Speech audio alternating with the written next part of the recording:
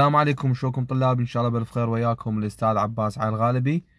اهلا وسهلا بكم طلاب ان شاء الله راح نتكلم بهذا الفيديو عن العطلة الرسمية ليوم غد الثلاثاء طبعا للمدارس بسبب الامطار.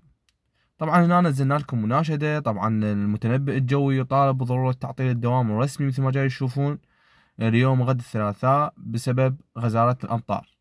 هنا ايضا احنا ناشدنا اولياء امور الطلبه يناشدون رئيس الوزراء محمد الشاع السوداني بتعطيل الدوام ليوم غد الثلاثاء بسبب الامطار الغزيره.